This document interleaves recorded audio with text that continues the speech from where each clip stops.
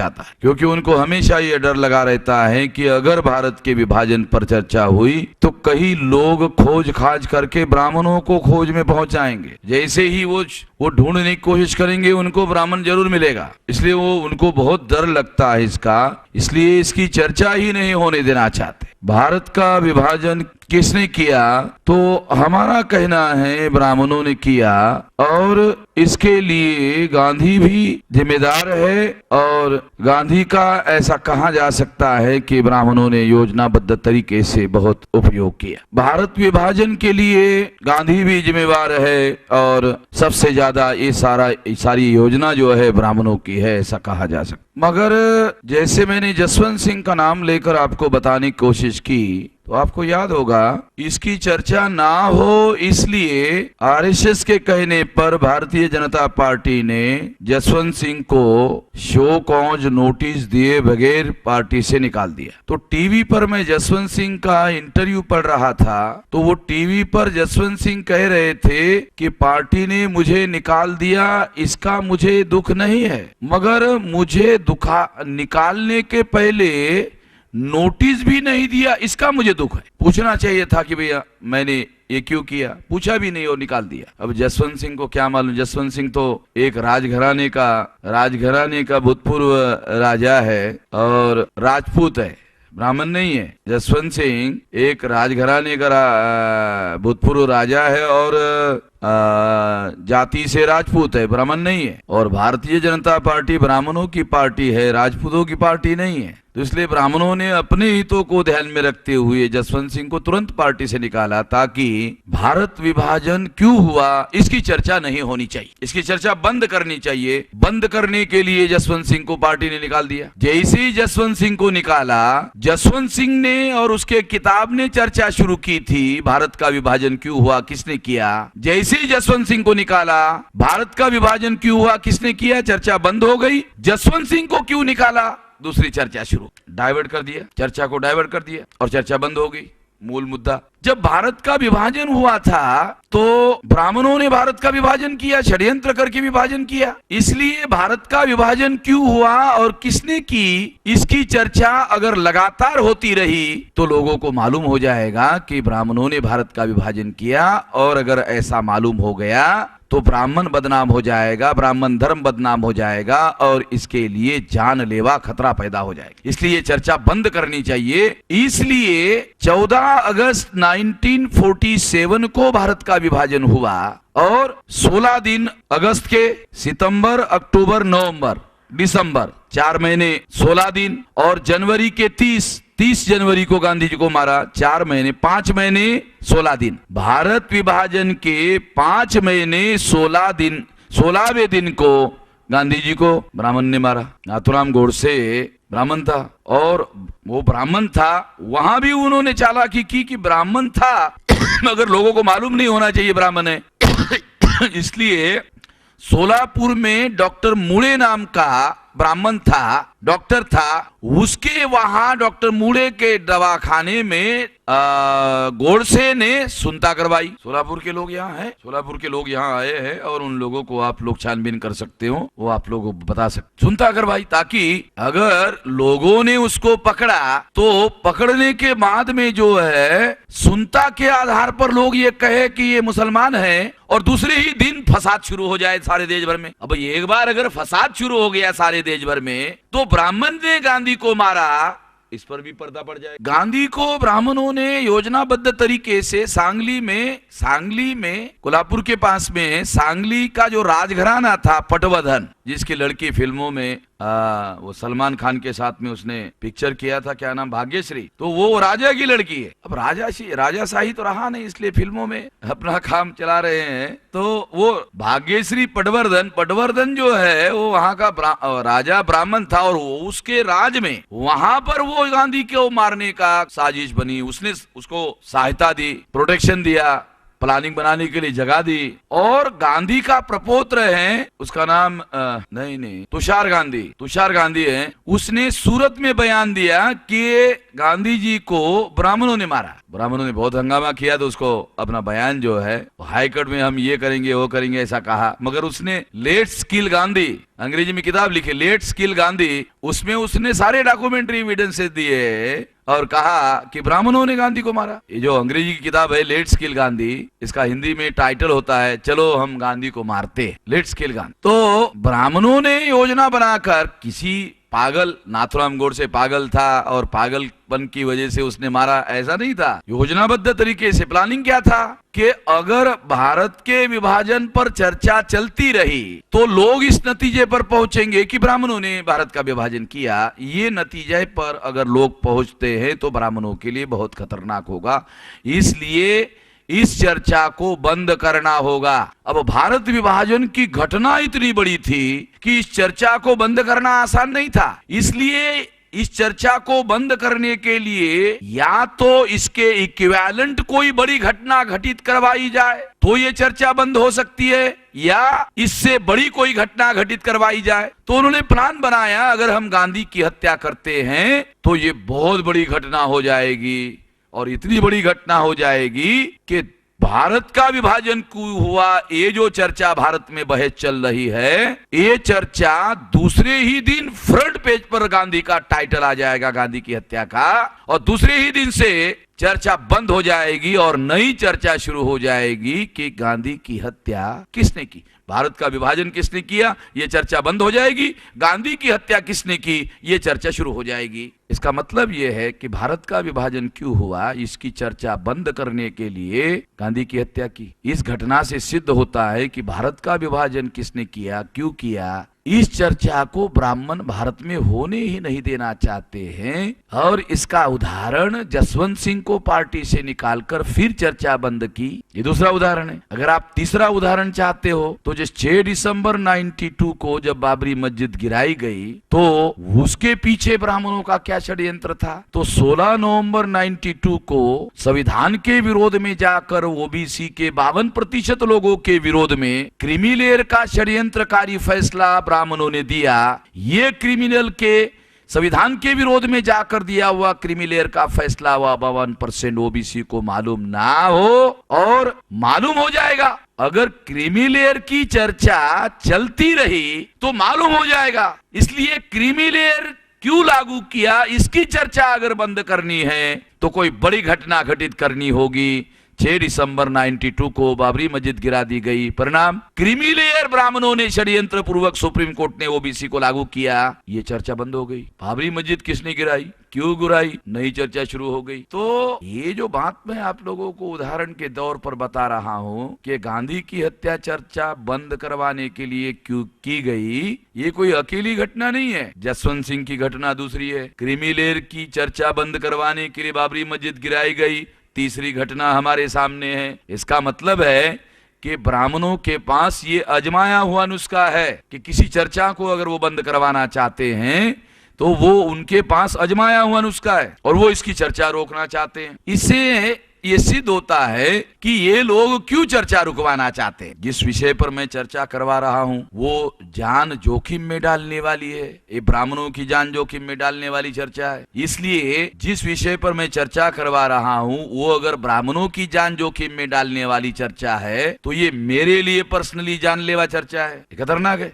मेरे लिए भी, मेरे सिक्योरिटी के लिए भी बहुत खतरनाक है। मगर इसके बावजूद भी ये जानना बहुत जरूरी है कि हमारी मातृभूमि, हमारा देश, इसका विभाजन क्यों किया, किसने किया, ये जानना बहुत जरूरी। कुछ लोग कहते हैं कि गड़े मुर्दे उखाड़ने से क्या होगा। अरे सारे देश के यूनिवर्सिटी वाले लोग इतिहास विषय पढ़ाते हैं तो क्या गड़े मुर्दे उखाड़ते हैं क्या। इतिहास विषय बहुत महत्वपूर्ण है। बाबा साहब अम्बेडकर कहते हैं कि जो कौम इतिहास नहीं जानती है वो कौम अपना भविष्य निर्माण नहीं कर सकती है। इसलिए इतिहास जानना जरूरी है, आवश्यक है। इसलिए ये इतिहास जानना समझना बहुत जरूरी है। देखो समय हमारे पास बहुत लंबा नहीं है मगर 2-3 महत्वपूर्ण बातें मैं आप लोगों को बताना चाहता हूँ। एक तो आजादी का आंदोलन नहीं था, ब्राह्मणों का भारत के ऊपर कब्जा करने का आंदोलन था, ये आजादी का आंदोलन नहीं था। अगर इसको आप जानना चाहते हो तो मैं 1-2 मुद्दे आप लोगों को बताना चाहता। देखो ब्राह्मण लोग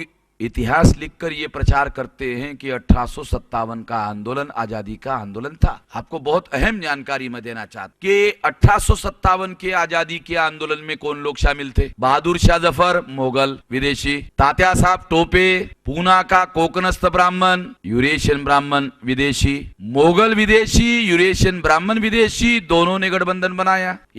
ये समझना बहुत जरूरी है। मैं मुगलों को मुगल कह रहा हूं, मुगल रेस है, बाय रिलीजन वो मुस्लिम थे, मगर भारत में जो आज के तारीख में मुसलमान हैं वो मुसलमान मुगलों की प्रजा थे। ध्यान रखो, बहुत माइक्रो, बहुत महीन बात आप लोगों को बता रहा। जो SC ST OBC और इससे संबंधित लोगों से धर्म परिवर्तन करके मुसलमान हो गए, ये कोई हिंदुस्तान से आए हुए लोग तो है नहीं, भारत के ही मूल रहने वाले लोग है। अगर ये भारत के रहने वाले लोग है और राजा मुगल है, तो ये जो धर्म परिवर्तित मुसलमान यहाँ के मुसलमान हुए ब्राह्मण धर्म को लात मारकर, तो ये तो मुगलों की प्रजा थे।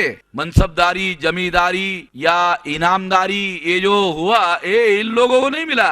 ये जो धर्म परिवर्तित लोग हैं इन लोगों को नहीं मिला। ये तो उन लोगों के साथ, फौज के साथ जो आए हुए लोग थे, उन लोगों को वो ये देते रहे। ये इतिहास है। तो मुगल और ब्राह्मणों ने मिलकर 1857 में तीसरी जो पार्टी थी अंग्रेज विदेशी, देखो ये लड़ाई 3 विदेशी लोगों के बीच में हुई। मुगल विदेशी, यूरेशियन ब्राह्मण विदेशी, अंग्रेज विदेशी। 2 विदेशी मुगल और ब्राह्मणों ने गठबंधन बनाया और तीसरे जो विदेशी था अंग्रेज, उसके विरोध में आंदोलन चलाया। इस आंदोलन को ब्राह्मणों ने इतिहास में लिखा आजादी का आंदोलन था। लड़ाई सारी तीनों विदेशियों में चल। अगर मान लो, थोड़ी देर के लिए कल्पना करो, हाइपोथेसिस करते हैं कि मुगल और ब्राह्मण दोनों विजयी हो गए होते, तो क्या भारत आजाद हो गया होता? भारत में डेमोक्रेसी लागू हो गई होती, भारत में लोकतंत्र लागू हो गया होता, भारत में मौलिक अधिकार लागू होता, फंडामेंटल राइट मिलता और लोक नियुक्त सरकार आती, मेंबर पार्लियामेंट होते, MLA होते, मुख्यमंत्री होते। ऐसा कुछ होता?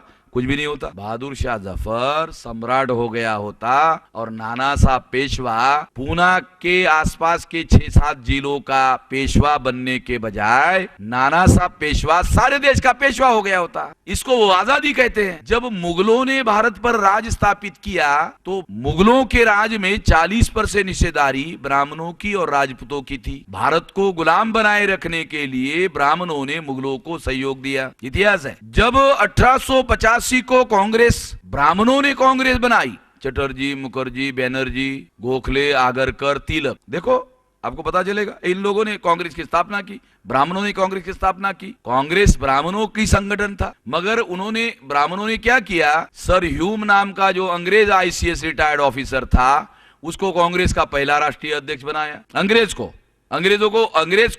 कांग्रेस का राष्ट्रीय अध्यक्ष क्यों बनाया जानते हो? ये बहुत गहरी बात है, बहुत गहरी राजनीति है। ब्राह्मणों ने इकट्ठा होकर कांग्रेस बनाई, कांग्रेस का राष्ट्रीय अध्यक्ष सर ह्यूम नाम का जो अंग्रेज था उसको बनाया। क्यों बनाया? उसके पीछे मकसद ये था कि वो अंग्रेजों को मैसेज देना चाहते थे। क्या मैसेज देना चाहते थे? कि जिस तरह से मुगलों का 350 साल तक राज स्थापित करने में ब्राह्मणों ने मुगलों को मदद की, उसी तरह से अंग्रेजों को भारत में राज स्थापित करने में ब्राह्मण मदद करने के लिए तैयार है। अंग्रेज भारत का शासक वर्ग रहे और प्रशासन में ब्राह्मणों को अधिकार दे, इसके लिए बाल गंगाधर तिलक ने स्वराज्य का आंदोलन चलाया। और स्वराज्य के बारे में जो उन्होंने अकोला, भुसावल और यवतमाल में भाषण दिया, उस भाषण में तिलक ने कहा स्वराज्य का यह अर्थ नहीं है कि अंग्रेजों को भारत से भगाया जाए। तो भाई स्वराज्य का क्या अर्थ है बताया?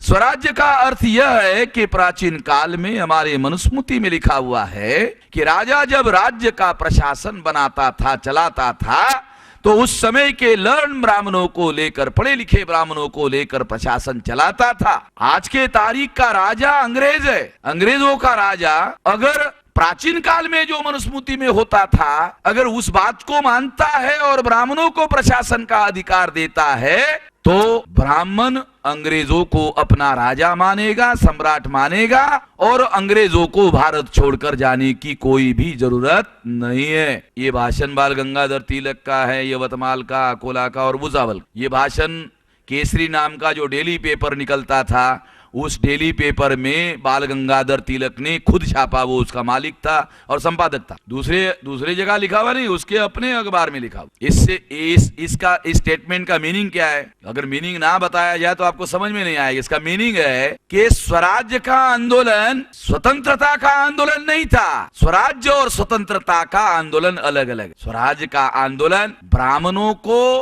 अंग्रेजों के प्रशासन में हिस्सेदारी हासिल करने का आंदोलन था, जिसको उन्होंने स्वराज्य का नाम दिया। अंग्रेजी में बाल गंगाधर तिलक स्वराज्य का ट्रांसलेशन करते थे होम रूल। उसको फ्रीडम नहीं कहते थे, फ्रीडम ऑफ द कंट्री का आंदोलन नहीं कहते थे, होम रूल कहते थे। और होम रूल का जो विश्लेषण उन्होंने बताया कि प्रशासन में ब्राह्मणों को हिस्सेदारी देने के लिए अगर अंग्रेज राजी होते हैं तो अंग्रेजों का राजा हमारा राजा होगा। इसका मतलब यह है कि ब्राह्मण अंग्रेजों को ये समझा रहे थे कि आप लोग विदेशी हो, हम भी विदेशी है, दोनों विदेशी इकट्ठा मिल जाते हैं और यहाँ के मूल निवासियों को गुलाम बनाकर उस पर राज करते हैं। ये समझाने का काम अंग्रेज करना, ब्राह्मण ये काम समझाने का अंग्रेजों को कर रहे थे। और इसलिए 1885 से लेकर 1929 तक 44 साल तक ब्राह्मणों ने कांग्रेस के प्लेटफॉर्म पर आजादी का प्रस्ताव ही पारित नहीं किया। स्वतंत्रता का प्रस्ताव पारित करने के लिए ब्राह्मणों ने 44 साल लगाए। 1929 को लाहौर में जब अधिवेशन हुआ, उस अधिवेशन में कांग्रेस ने आजादी का प्रस्ताव पारित किया। और वो क्यों किया?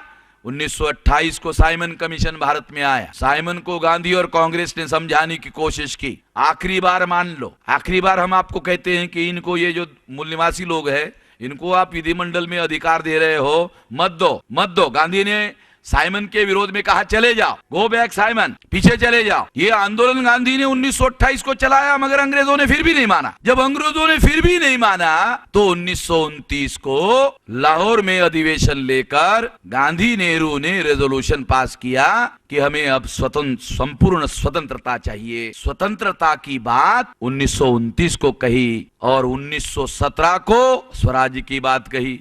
इसका मतलब है स्वराज्य और स्वतंत्रता में अंतर है। स्वराज्य का अर्थ था प्रशासन में ब्राह्मणों को हिस्सेदारी हासिल करवाना। शासन अंग्रेजों का, प्रशासन ब्राह्मणों, मिलजुल कर राज करने का कार्यक्रम था। इसीलिए बाल गंगाधर तिलक ने यह समझाने के लिए article home in the Vedas लिखा और लिखकर कहा, अंग्रेज जिस तरह से विदेशी है हम भी है। Discovery of India Jawaharlal Nehru ने लिखा और कहा हम विदेशी है। विद्यासागर जो बंगाल का था, केशव चंद्र सेन बंगाल का था, इन्होंने भी कहा कि हम विदेशी है। राजा राम मोहन राय जब लंदन गए तो वहां के अंग्रेजों ने पूछा, लंदन के धरती पर आने के बाद आपको कैसे लग रहा है? तो कहा अपने बिछुड़े हुए भाइयों के बीच में आकर अच्छा लग रहा है। राजा राम मोहन राय का राजा जब आया कलकत्ता तो राजा के स्वागत के लिए रविंद्रनाथ टैगोर ने गीत लिखा। क्या गीत है? गीत लिखा, राजा मंच पर बैठा था और मंच के तरफ उसको देखकर, राजा को देखकर गीत गाया जा रहा था। रविंद्रनाथ टैगोर ने गीत लिखा था, गीत गाया जा रहा था। गीत क्या था? हे जन के गण के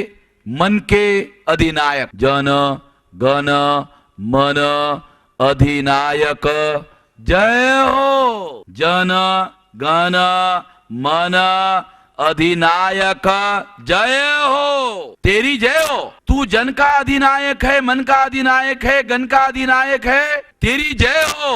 और आगे क्या कहा? तू भारत का भाग्य विधाता है, तेरी जय हो। और कितनी बार जय हो? जय जय जय जय जय हो। एक बार नहीं, 4 बार। आप लोग जब गाते हो, जब गाते हो तो आपका केवल सुर में ध्यान रहता है। इसमें लिखा क्या है उसके तो ध्यान ही नहीं रहता है। सुर में होना चाहिए, उसमें लिखा क्या है पता ही नहीं। आजाद भारत में एक गीत चल रहा है, मैं इसे राष्ट्रगीत मानने के लिए तैयार नहीं हूँ। जब हमको अवसर मिलेगा पहले 24 घंटे में इसको खत्म कर देंगे। ब्राह्मणों को ये बात बुरी क्यों नहीं लगती कि ये गीत जो है विदेशियों का स्वागत करने वाला गीत, ब्राह्मणों को क्यों नहीं लगता? ये इसका ब्राह्मणों को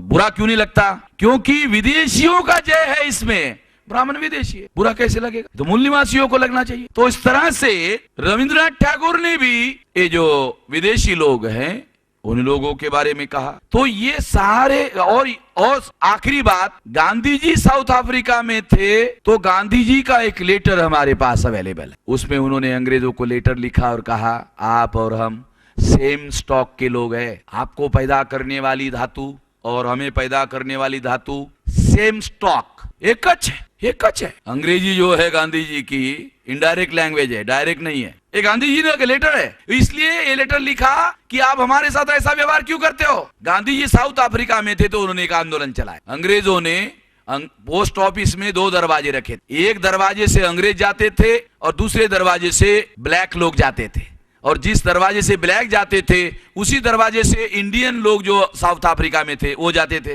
गांधी जी ने आंदोलन चलाया कि हमको ब्लैक्स लोगों के साथ जाने के लिए आप कहते हो गलत है, आप हमको अंग्रेज जिस दरवाजे से जाते हैं उसी दरवाजे से जाने दो, या तो हमको ब्लैक्स लोगों के साथ जाने के लिए मत कहो, हमको तीसरा दरवाजा दो। गांधी ने तीसरा दरवाजे के लिए मांग की और अंग्रेजों ने इनके लिए तीसरा दरवाजा माना। इसलिए तो गांधी जी को जो नोबेल पारितोषिक देने के लिए 3 बार रिकमेंडेशन किया, तीनों बार गांधी जी का रिकमेंडेशन रद्द कर दिया गया इस आधार पर कि गांधी रेसिस्ट थे और वंशवादी थे और वो ब्लैक्स लोगों के साथ भेदभाव करते थे। ऐसे व्यक्ति को नोबेल पारितोषिक नहीं दिया जा सकता। अमेरिका में अभी गांधी जी का पुतला खड़ा किया गया तो वहां बहुत सारे लोगों ने आंदोलन किया और ये डॉक्यूमेंट पब्लिश किया कि गांधी जो है ब्लैक्स लोगों को, अमेरिका का राष्ट्रपति ब्लैक है, ये ब्लैक्स लोगों के विरोध में साउथ अफ्रीका में आंदोलन करता था। इसको अमेरिका के अंदर ब्लैक्स राष्ट्रपति है और उसके अंदर इस तरह का गांधी का पुतला खड़ा किया जाए, खतरनाक है। वो अमेरिका में आंदोलन चला, अभी करंट बात है, ज्यादा लंबी नहीं है। साथियों, जो अहम बात मैं आप लोगों को बता रहा हूं वो ये है कि इन लोगों ने अपने आप को विदेशी हम हैं ये साबित करने की केवल इसलिए कोशिश की कि अंग्रेजों को ये कह सके आप विदेशी हो, हम भी विदेशी हैं, हमें भारतीय मत मानो। वो ऐसा कहते, हमें भारतीय मत मानो, आप विदेशी हम भी विदेशी, आप विदेशी हम दोनों बराबर, तो हम दोनों मिलकर भारत के लोगों पर राज करें, ये कहने के लिए इन लोगों ने ये सारे ग्रंथ लिखे, सारे सबूत लिखे और सबूत देने की कोशिश की। ये डॉक्यूमेंट्री एविडेंस है। वोल्गा से गंगा में नाना साहब पेशवा और ये मंगल पांडे का संवाद दिया है महापंडित राहुल सांकृत्यायन ने। नाना साहब पेशवा कहते हैं मंगल पांडे को हमें ब्राह्मणों की आजादी के लिए लड़ना चाहिए, तो मंगल पांडे कहता है अगर ब्राह्मणों की आजादी के लिए हम लड़े तो दूसरे लोग हमें साथ क्यों देंगे। तो नाना साहब पेशवा कहते हैं ये बात हमको सबको थोड़ी बतानी है। तो